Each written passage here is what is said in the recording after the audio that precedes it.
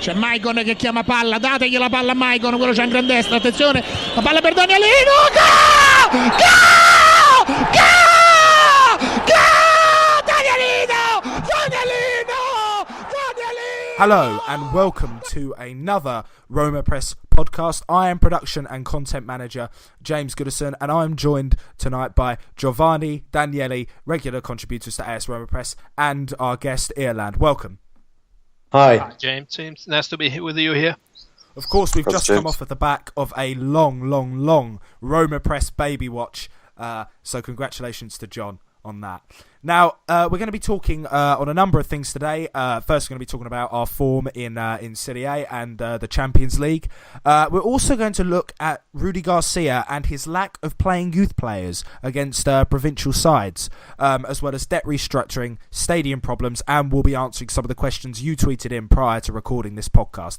So let's start with Serie A. It's been a bit of a strange couple of game weeks since we last spoke, which was after the Juventus match. Of course, there was a 3-0 win versus Chievo, a 0-0 draw, disappointingly, with Sampdoria, 2-0 win versus Cesena, but then a 2-0 loss versus Napoli. We then recovered our form with a 3-0 win against Torino. So, Giovanni, overall, since the Juventus game, how have you rated Roma's Serie A form? I think you pretty much made a good summary of what the whole situation was. I mean, if you look at the schedule and at the pattern of play we had over the last few months, you can clearly see that we didn't really struggle with the so-called Provinciale team. I mean, if you look at Chievo, Cesena, and Torino, they were totally smashed by Roma. There was absolutely no match. I think this is a trend that we have been following since the start of the season. I mean, if you look at Cagliari, Empoli, it was pretty much the same thing. Verona as well. But as you said, we had a couple of disappointing games so far. I mean, I'm talking about, of course, Sampdoria and Napoli. Well, the Sampdoria one was really a tricky game to judge, because we were coming directly from the humiliation we had at the Olimpico against Bayern München, and of course, I would say that probably had an impact on our morale. Mihajlovic in that situation, I have to say, did a very good job. I mean, from the strikers to the defense. I mean, it was a Sampdoria that was put in the field to contain Roma and to try to hit us on the counter attack. They went very close to it on at least two occasions. I can remember Okaka and Gastaldello being very close to the goal line and missing, just shooting the ball inch wide. And we really didn't do enough up front against a team like Sampdoria. It is true that we were at that moment in time, and also right now, we were struggling with injuries and the fatigue we had been accumulating over the last, let's say, 5 or 4 games, and that was probably what stopped us from doing a top-notch performance. Because you see, if we really want to go for the Serie A, if we want to win the title, we have to realize that we have Juve in front of us. Now, it's true that Juve is somehow struggling. I mean, we have seen that with that incredible loss against Genoa with the goal from Antonini. And what I always used to say on Twitter over the last few months, that Juventus are keeping to put occasions for us on our silver plates, and we never ever managed to exploit them. I mean, they lose. They get a tie with Sassuolo. They lose against Genoa, but we do absolutely nothing to take the upper hand to gain an advantage of them. And that's really a weakness, because I know that maybe people could do some arguments like, yeah, Sampdoria is still the third team on the table. Napoli is still a very good team, but right now in this kind of Serie A, you really have to do your 100% and try to take the most out of these matches. And with Sampdoria, you weren't able to make 3 points.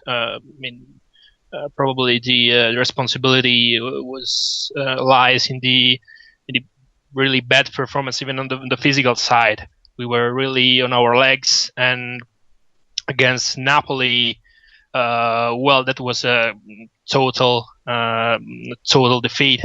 There's really nothing you can tell about it. I mean, you get that early goal by Higuain in the first couple of minutes, and we have been following that trend for a very long time. Maybe Erlend can tell us something about the Napoli game. Yeah, that was a huge disappointment, and I guess for the whole team, mostly because we played really, really bad. We didn't deserve anything more. They had like one shot at goal or one chance, and the whole game was just really, really disappointing from end to stop. So it was just like my worst nightmare. And I think though it was a waker for the team, and although we already had a couple of wakers, and I really hope that we were all already like ready for that, to come back and play our game. But apparently we weren't. Napoli was really good. Higuain is class. Can't do anything about that. We were lucky not to be really humiliated, in my opinion.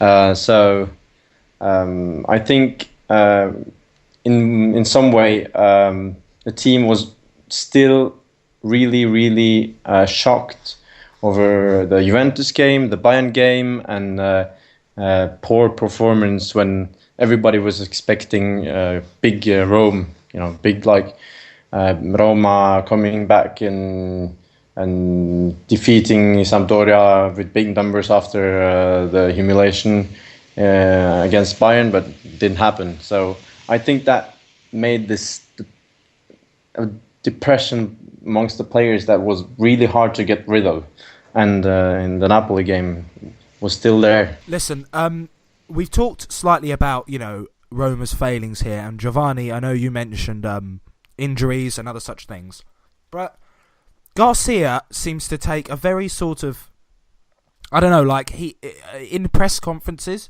in my opinion, his attitude does not really come across to me as the manager of a team who is fighting for the title. Like, I think perhaps the prime example, and we talked about it when it happened on Roma Press, on our Roma Press management, we talked about how he sort of praised the point against Sampdoria as a good point against third place. Daniele, what do you think of that idea that he hasn't really got the right mentality in terms of a coach? Well, he hasn't won a lot in his career. I mean, he's won one domestic title, one league title. So he's. I don't think he'd ever kind of be that arrogant, Mourinho type manager where he's kind of got his CV backing him up. But I remember at the time being really upset with his comments here after the Sampdoria game about like having gained a point rather than having lost 2 points. And I was angry at the time, but then I thought about it more, and I saw that Juventus lost to Genoa on that same pitch, and I think if you look at that pitch there, it's awful. Number one, it looks smaller than some of the other pitches in Serie A, but also the condition of the pitch. And I don't know if it was because of the rains and the floods they had a few weeks prior to these games, but the pitch is in a terrible condition there in Genova. And at the time, I was really angry about only getting a point against Sampdoria, but under Mihailovic, they're a very organised team, and they make things difficult for all the teams that come there. He actually strikes me a bit as a bit of Simeone in him, Mihailovic, in the way he organises his players and the relationships he has. But Garcia in press conferences, well, I remember last year he was all about denying that the Scudetto was an option. He denied it pretty much the whole campaign, if I remember correctly. And this season, pretty much from the beginning, they said that the goal is to win the Scudetto, which I appreciated, and I feel like Roma need to break the small club mentality. I think the club has a worse mentality than Garcia and some of the fans, because I feel like Roma should be the club where the goal every season is to win the title. And yeah, I mean, Garcia, the players love him. He has a good relationship with his players, so I have no problems with his attitude per se. But and in hindsight, yeah, that point at Sampdoria was probably better than we thought at the time. And I think as a whole, Roma have been really lucky with the results this season. To only be 3 points off Juventus, having played pretty poorly, except when we play the provincial sides. I mean, we were dominated by Napoli, but yeah, we're pretty lucky to still be in it, in my opinion. But yeah, that's it. I think you're into something, but I think that Garcia is really aware about the psychological game he's playing, but maybe he has been stumbling a bit. I remember last spring he actually was going on. He was he wanted to play the title. He was talking about the title, that it was possible until very late actually. But it wasn't like this year when he has been saying we have to win the title. This is our goal, and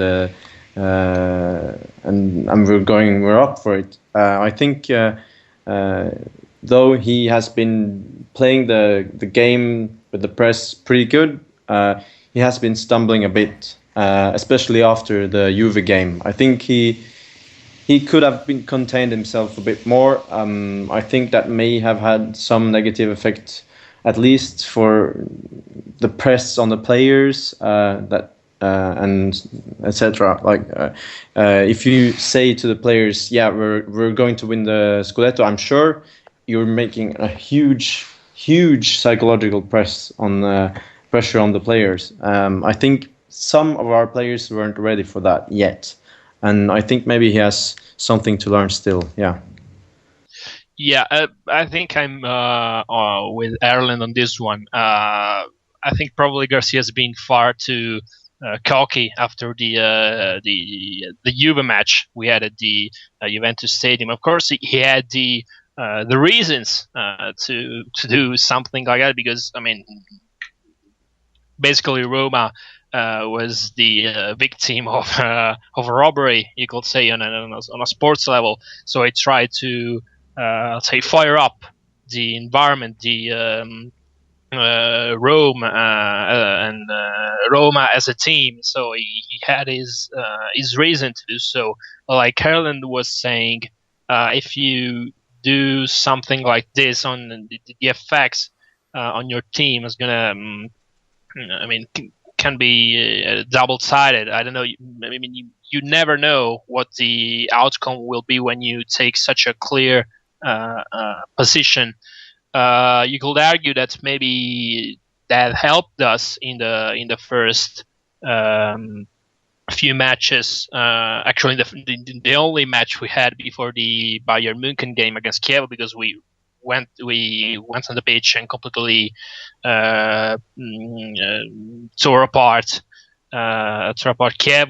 But then we've seen the results with Bayern München. I mean, we went to the Olimpico thinking we could play against them at the with their same kind of game, thinking we were at their level, and their results where and are obvious. But about the Sampdoria thing in the specific, I understand why Dani is upset about that kind of low-profile approach by Garcia. But we still, I think, we still have to consider the context we were into. I mean, we were coming straight from probably the greatest, arguably the greatest humiliation in the history of this club, and we were about to face the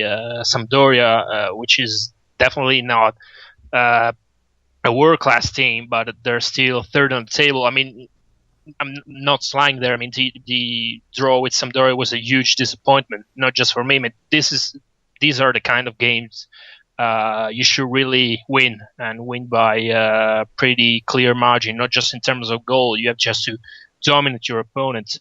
But the team, all the squad, was probably feeling awful at the time. So if Garcia went out of the press and said, I don't know, it went to the journalists in the press conference at the end of the game and went straight in saying, "Oh, we did an awful performance tonight. It was really unacceptable. We should do more." Yeah, it would have been reasonable maybe, but in general, but in that context, coming back from a 7-1 beating, if you go out and speaking to the press and you go to criticize your players in such a very harsh way, I mean, you could actually worsen the situation. So in that specific context, I think Garcia made the right decision. But we've seen that later on. I mean, it's still continued to push for this mantra and say, yeah, we will win the Scudetto, we will win at the end of the season. You can even see this in the statement of some of the players. I can remember Manolas saying pretty much the same thing when he was interviewed by the Greek TV. So I mean, that's the objective for the season: just win the title. I know that if we don't manage to do so, it's going to be a huge disappointment. There's going to be a lot of bragging rights from Juventus, but still, after the Juve game, it was a direction that has to be set by Garcia, and you could argue the management as well, because while Sabatini and Pallotta and Baldissoni all kept a very low profile, you could really sense, and it was kind of obvious, they were backing up the whole that mentality that team had. I mean, just think of the interview the Sanctis gave at the Gazzetta dello Sport that made the headlines. Well, basically that interview was taken in the in Trigoria in the Roma press room. So I mean, it has to be something that is planned. Try to exploit the turmoil, exploit the situation that has been created by that extremely controversial match. So overall, I think we should, at this point, pursue the strategy, try to keep being arrogant. But the problem is that we have to prove that on the pitch as well, and we can't really say we have managed to do that well so far. Of course, we have some justifications like the injury and the fatigue, but it's really time to do better. Let's move on now from that and talk about Rudi Garcia again, actually, saying that we're moving on, even though we're sticking on a relatively same topic. There have been some debate about the youth that he's brought in, Uchan and Paredes, of course, who have been brought in on loan with option to buy in a couple of years, they're just not getting games. And like, one thing that quite struck me, and I've only really sort of begun to pick up on and realise this season, last season, was the fact that you have about 6 or so big clubs who consistently perform well, but then a lot of the lower table is just, I think you call it provinciale, don't you, Giovanni? But it's just like, very That's it. small clubs that bounce up and down between Serie B and Serie A every couple of seasons. And without sounding arrogant or anything, you have every top 6 team. Perhaps not, into an AC as much anymore. But Roma and Juventus certainly, who are head and shoulders above everybody else, they have easily the ability to beat them, even when playing secondary squad members. And it's very interesting to see that Keita and Paredes have they've sort of come in and they've barely got any game time. I mean, I don't think they even get brought on as substitutes in late game either. Uchan, not Keita. Keita being a youth player would be nice actually. I'd take him 20 years earlier, but yes. So anyway, I was just saying that it's funny that they don't seem to get as much game time as they really should. And I mean, I don't really know, because I joined Roma Press 9 months ago now, which seems like an eternity. But it was interesting that now you're going to help me with his name, Giovanni. But I think he's from the Balkans. Jedvaj? He plays for Bayern Leverkusen on loan. Jedai. Jedai. Right, okay. What's up with him? He seems like a promising centre-back. Why isn't he sort of been kept there for depth? And why doesn't Rudi Garcia do this? Well, before Erlend and Dani go on to speak on the overall issue, I can say that on Jedai in particular, it was not really something about Garcia being stubborn and being obsessed with not making youngsters play. Problem is that he had a very bad relationship. I mean, I'm talking about a personal level with Garcia, and so this, of course, led to some problems in the locker room. So it didn't really take a lot of chances to talk, and also his lifestyle was probably not appropriate to a player who is playing in a top tier team. And just leaving this as it is, because I don't want to do gossips, etc. But from what I know, it's not a matter of technical reasons. He wasn't kept out of the team because he wasn't fitting into the system, and he wasn't given trust by Garcia. But it was more like it were about personal issues, and that's it. Okay, it's interesting that you've clarified it for me, because when I booted up FM, the reason I remember it was I booted up Football Manager, and I downloaded a thing which allowed this season's squads on FM 14. But it was weird that he was on loan and he looked like a pretty decent player, and I was just wondering why Roma trying to get rid of him.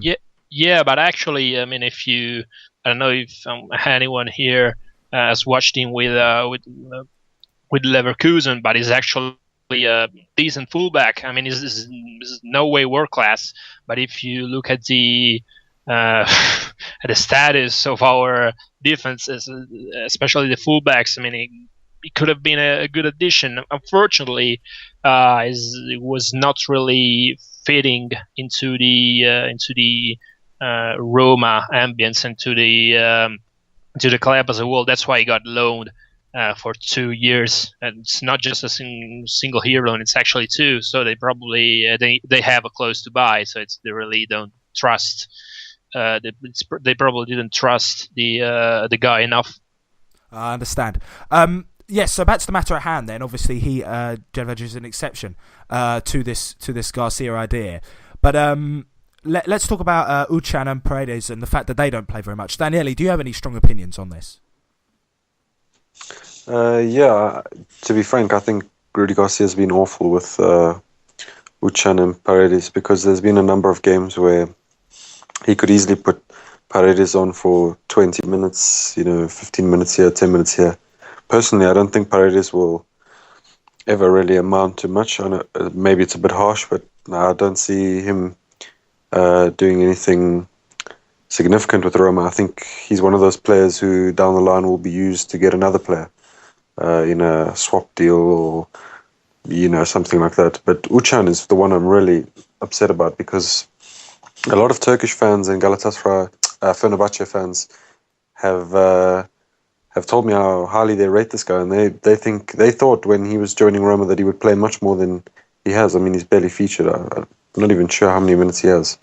And and also when you talk to Lille fans, they also remark that although Garcia did raise a few youth players like Eden Hazard, I suppose is the classic example, you have to be really exceptional to get any time under Garcia as a young player.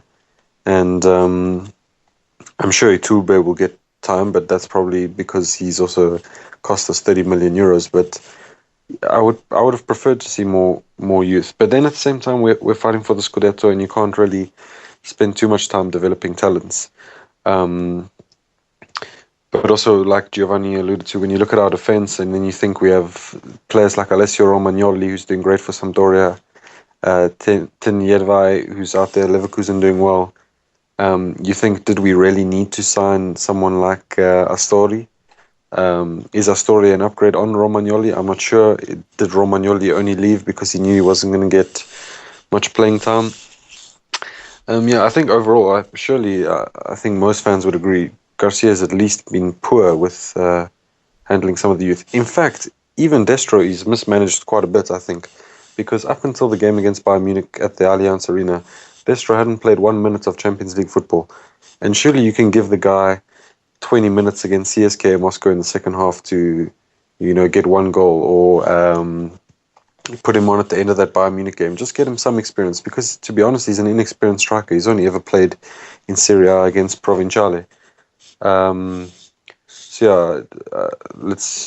pass it on to Erlend. Yeah, I agree on that. I think that Garcia on the most is he finds himself like some kind of player types that he likes, or players in general, and he favorizes them. Like Ljajic, he lets him play way more than his prestations should allow. If you take in that Uçan and Paredes to the debate, and I think that both Uçan and Paredes just isn't the kind of player that Garcia is mostly fond about, and that's what struck me. I think that both Paredes and Uçan are hugely hyped by their own country's fans, and Paredes wasn't he like called the new I don't remember, Quaresma, the new Riquelme, yeah, and he played a lot as a young player in Boca, and he played really well as well. Lots of goals from and good, lots of assists as well. So yeah, I think both Uçan and Paredes has great potential, and I've been very disappointed that they didn't play like last game, 3-0 up against Torino. Neither of them got the chance, and I was very, very, very disappointed. And about Sanabria, yeah, that's true. He plays for the Primavera, and I think that they are projecting him on there until January, and I don't think he will get the chance. So I think that's more like an administrational decision than a coach decision. Yeah. Okay, that's very interesting. Now we've finished talking about Serie A mismanagement of players and other such things. We're going to move on to slightly more rosier fronts, which is, of course, surprisingly, our Champions League group. I know that there's a big aggregate of 9-1 versus Bayern Munich over the past two game days in the Champions League, but funnily enough, Roma are looking good in their group. They stand second with 4 points.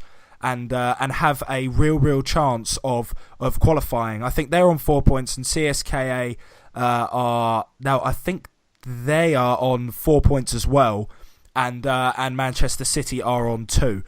So the bottom line is if but Bayern beat Man City and Roma beat CSK in the next game day. That's it. Roma have got through.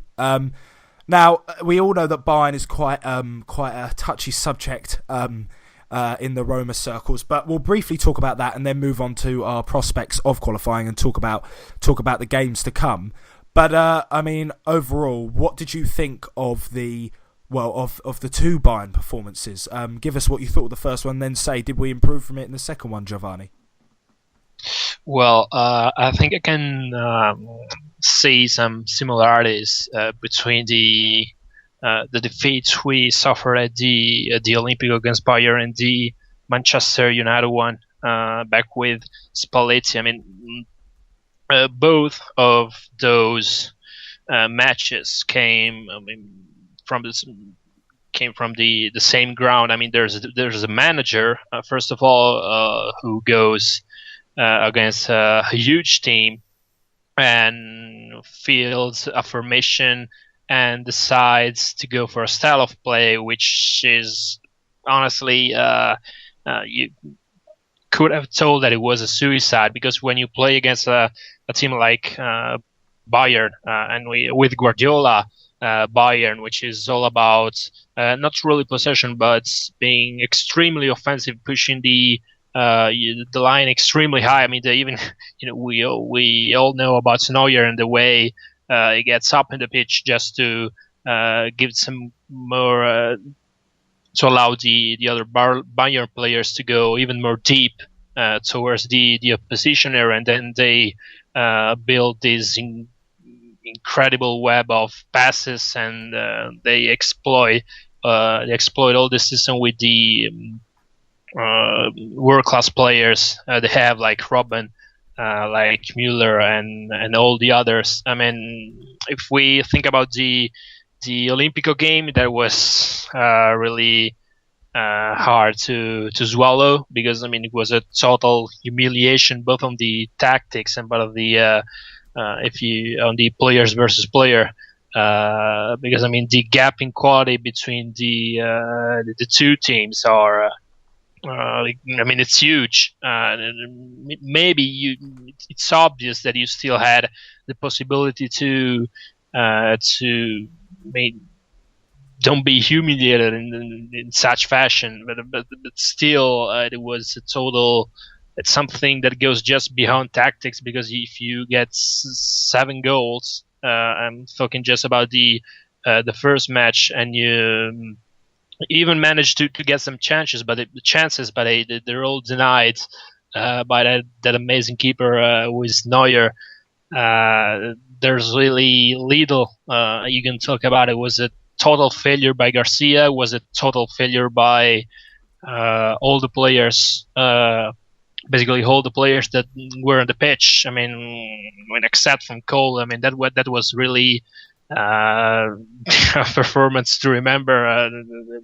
I mean, talking about negative performances, but really that also was a very weak decision by Garcia, because you have Cole facing Robben, and you know that Robben has his classic movement, cutting into the inside with his left foot to shoot, and you use a player like Cole, which who may still be good. I honestly think one of the few Roma fans that thinks that it is actually very good, but that is left-footed. That's not going to work.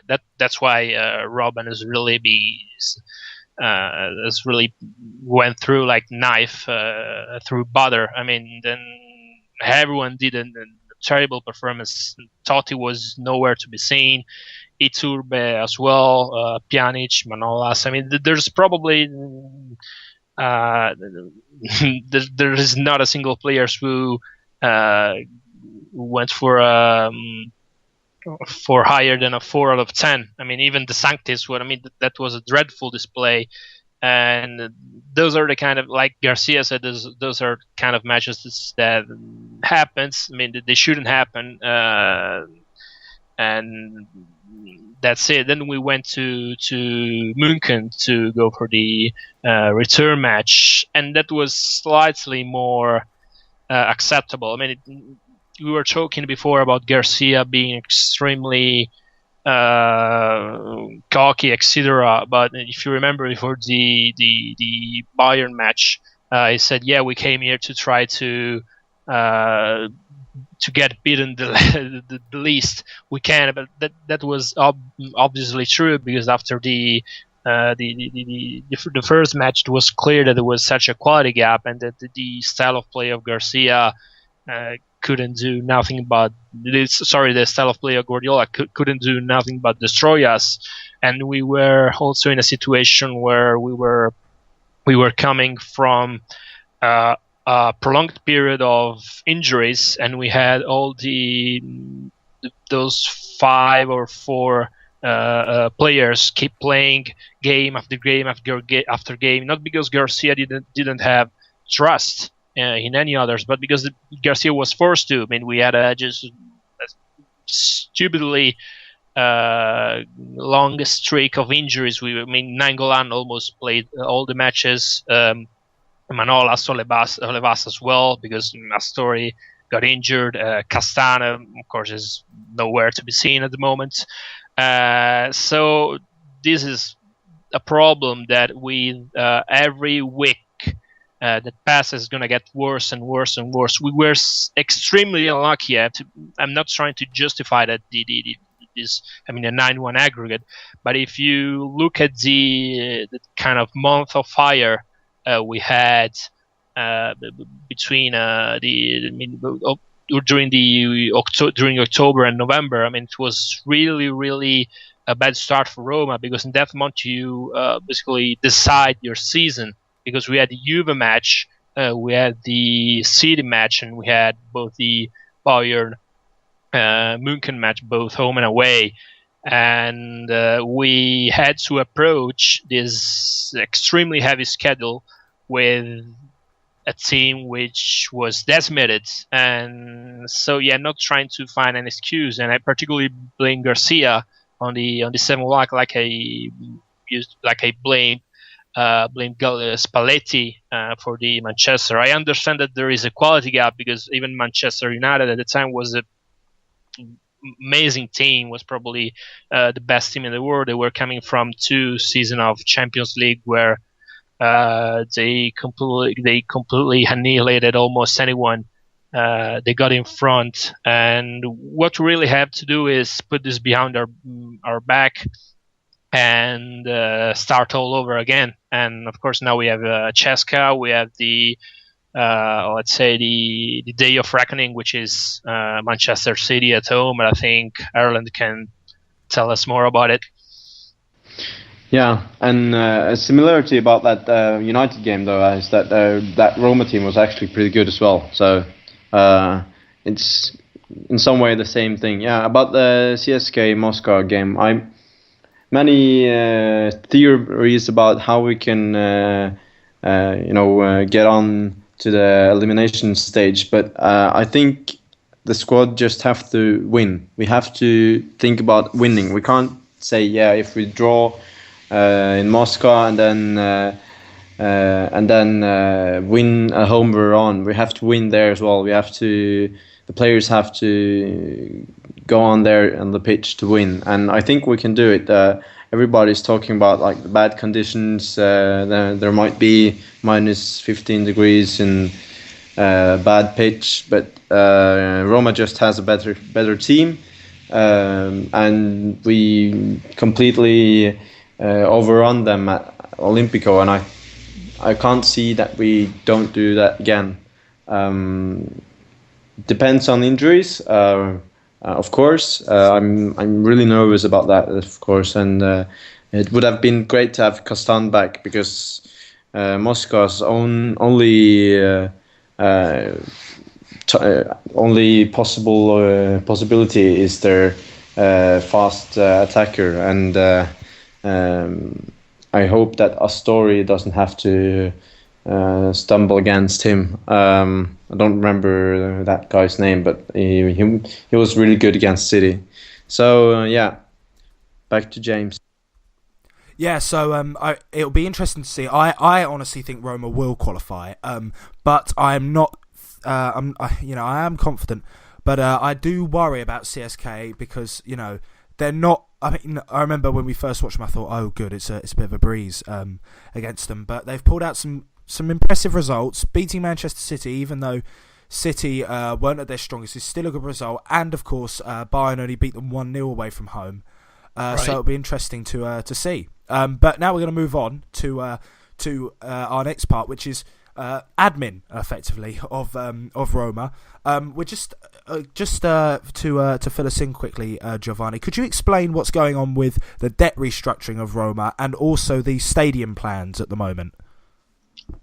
Yeah, sure.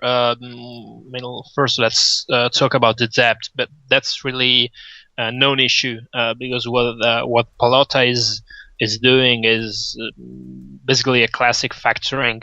Financial factoring to solve the problems, the financial problems of the team. I mean, we know that at least in Italy there are more teams in Europe under the eye of UEFA for alleged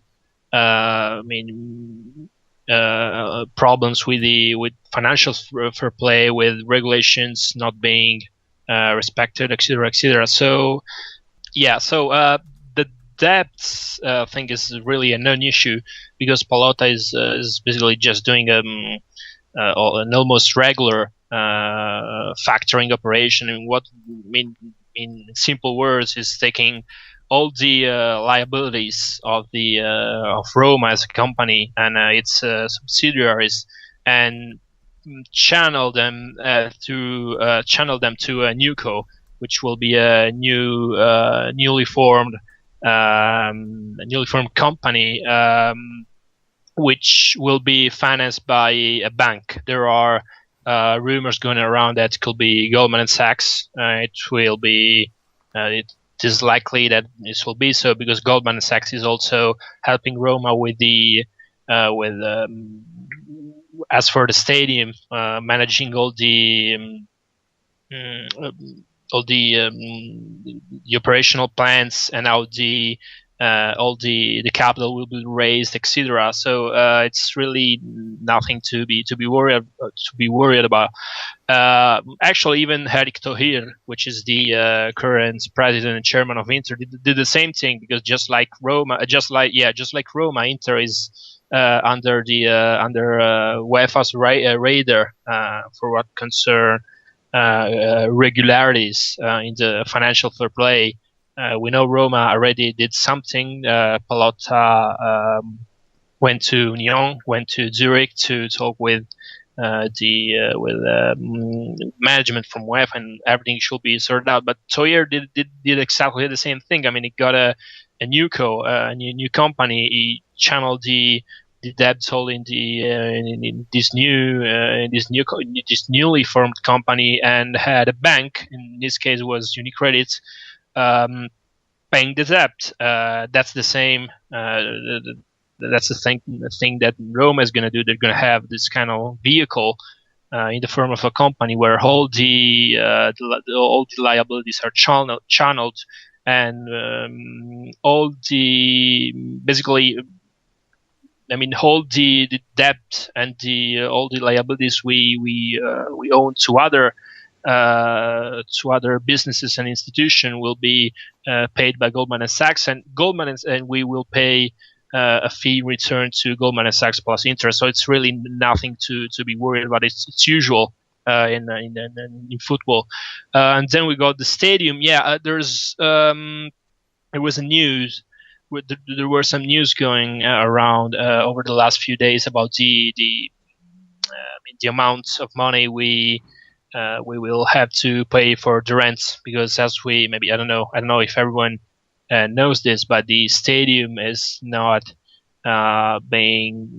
not be directly owned by Roma. I mean, speaking about AS Roma as the club, but through another company. This is because we have to do some project financing, and it wasn't really the case to put all the burden of such a huge amount of debt. We're talking about something in the region of almost $1 billion, if everything included. So yeah, it will be created by a real estate company in Rome. It will be owned by different companies. We will pay reportedly 5 million in rent, but we will also have the all the inflow from the match day and the Roma related business operations in the area. So we might reach a level of income that is similar to Juventus Stadium.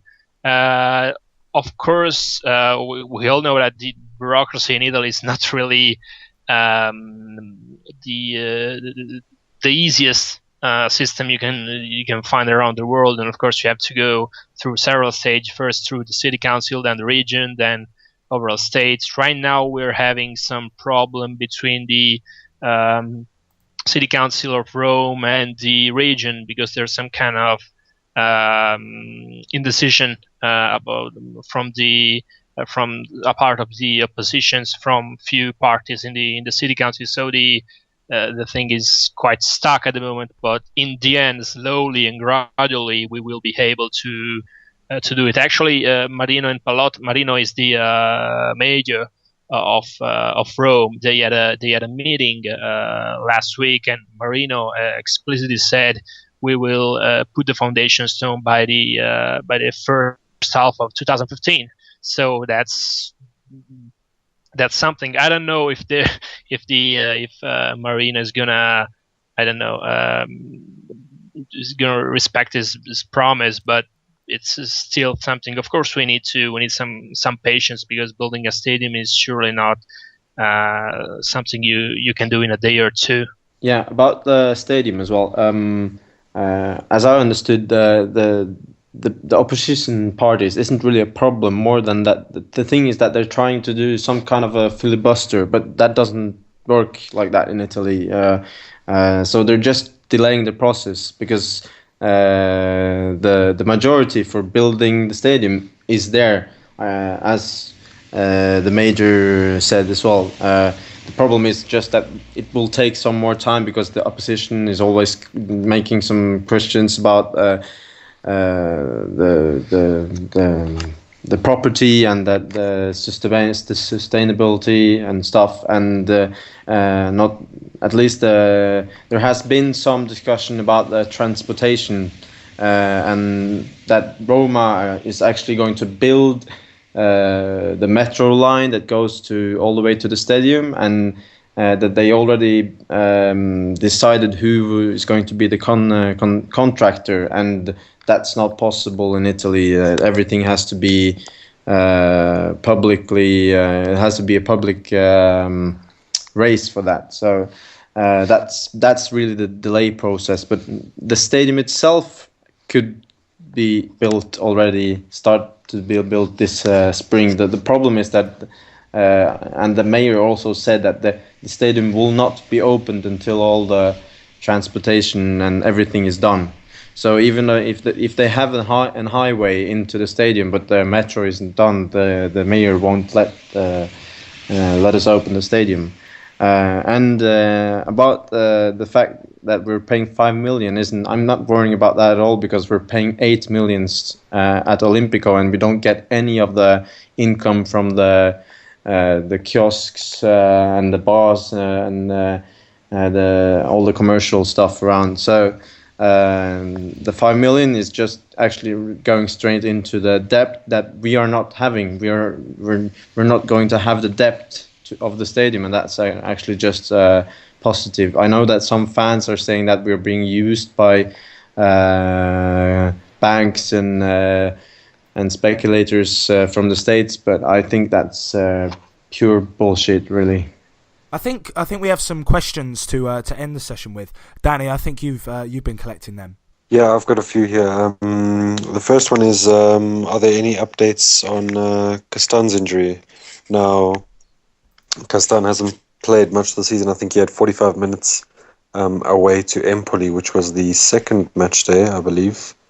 But since then hasn't played, and he's had a whole range of issues. Erlend, do you have any updates on when we should expect Castan back?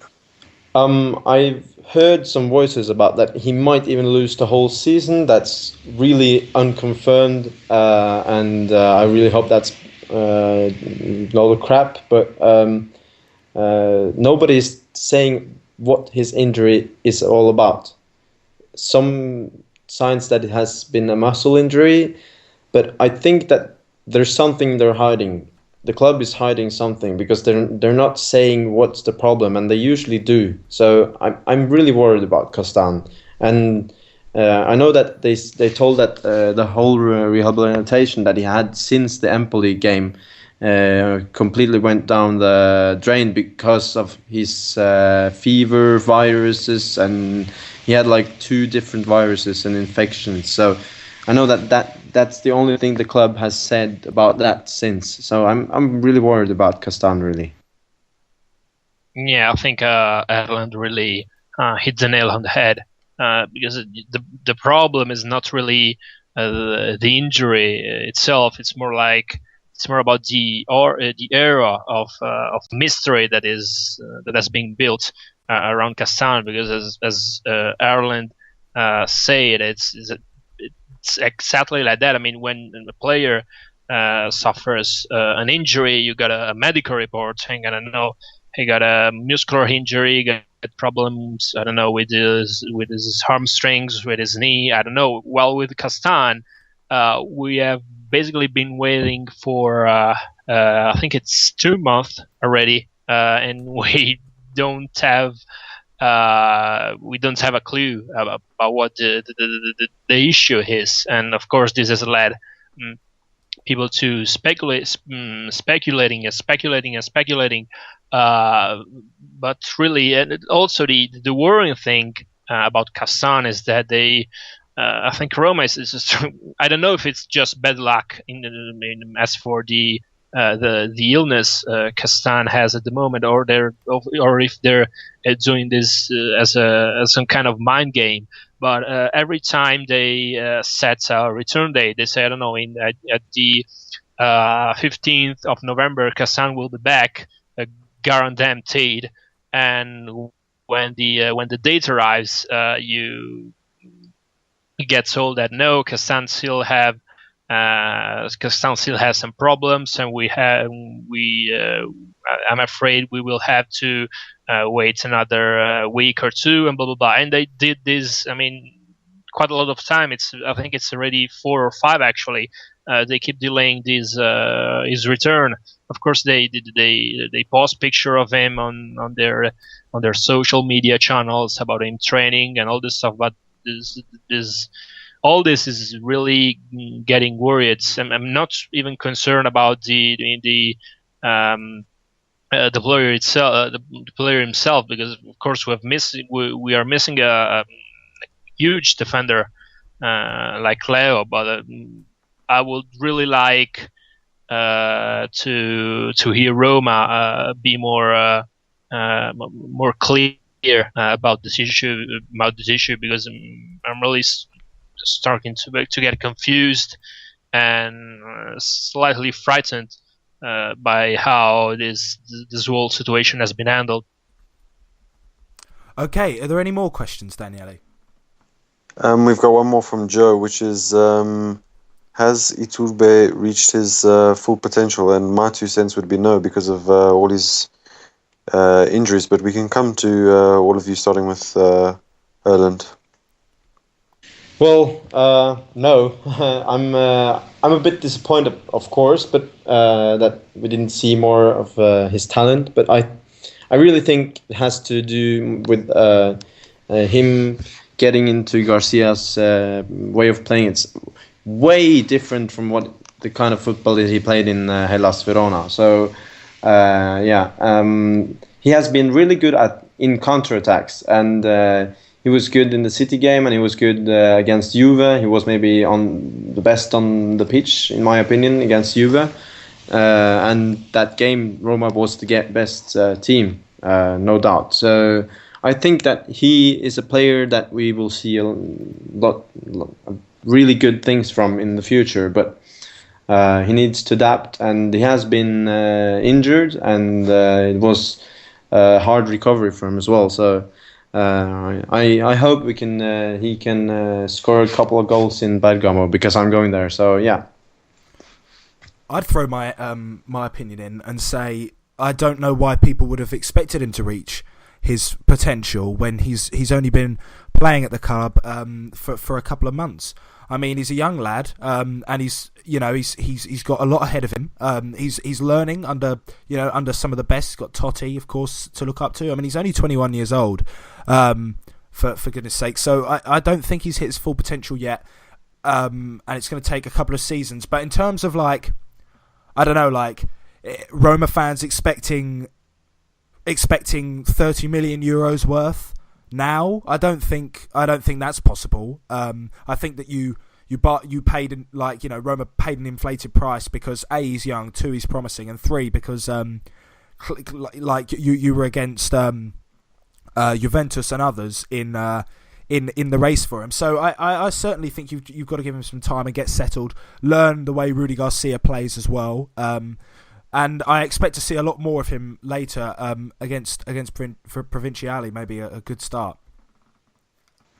Yeah, and it's a big difference from playing in a small team that plays on the counter and come and play for Roma, where all the defenses are playing catenaccio and are really, really concentrated about not giving you any space.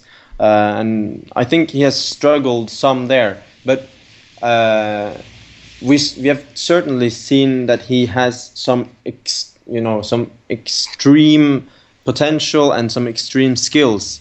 In the preseason, he was incredible at the game at Olimpico against was it Fenerbahce? No, yeah, and he did some incredible things there, and he was really good against City.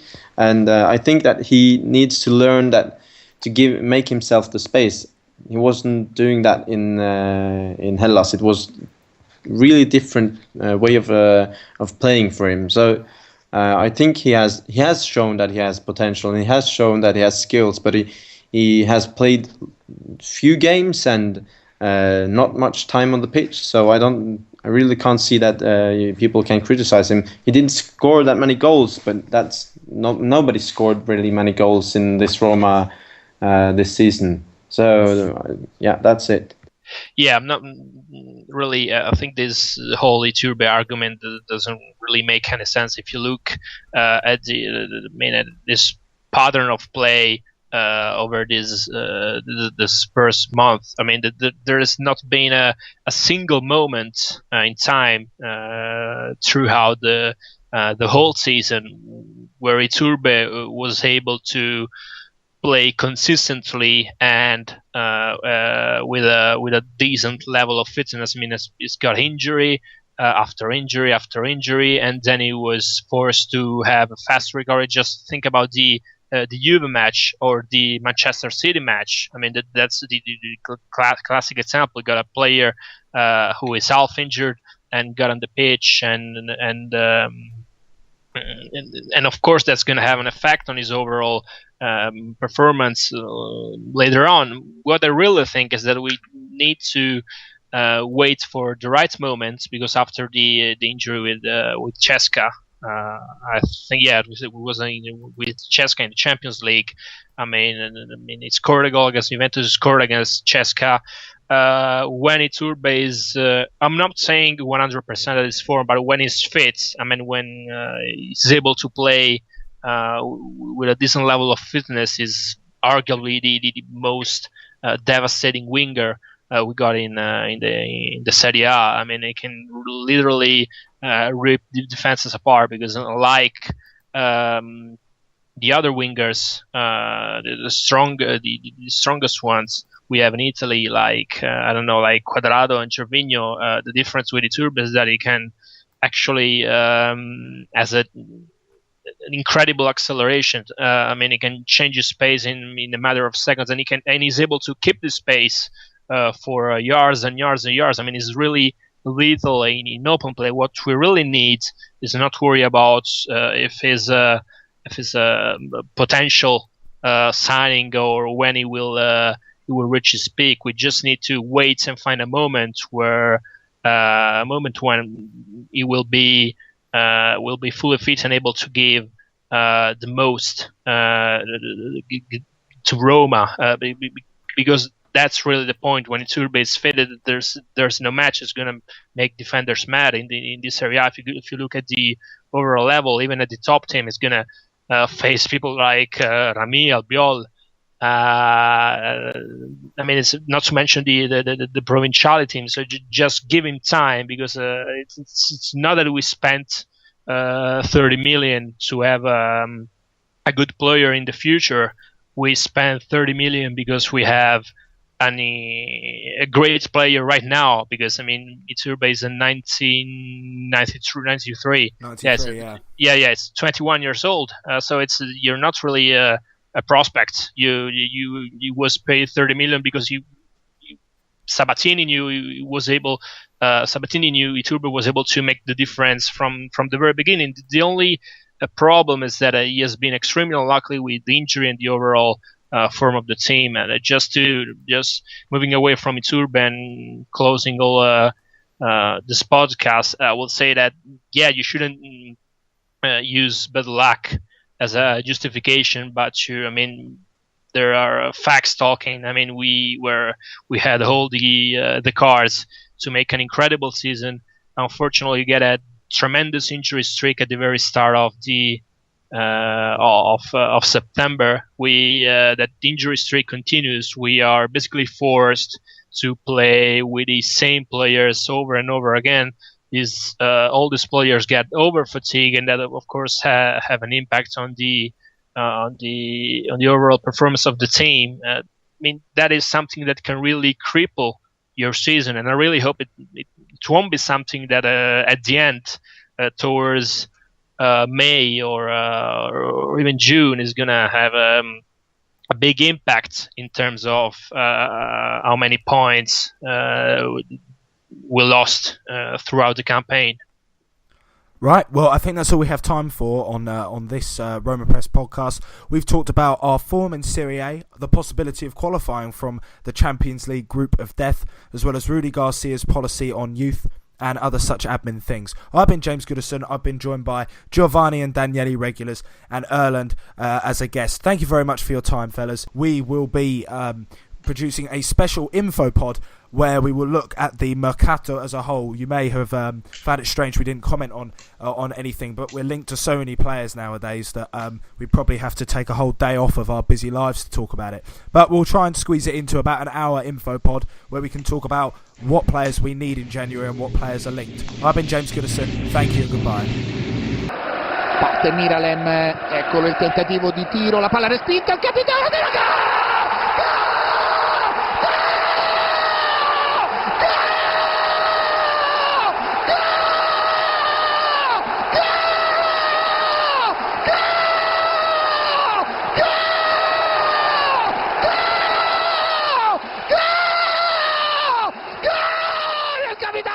El gol del Bimbo de Oro, el gol del Bimbo de Oro, el gol del Bimbo de Oro, un assassino.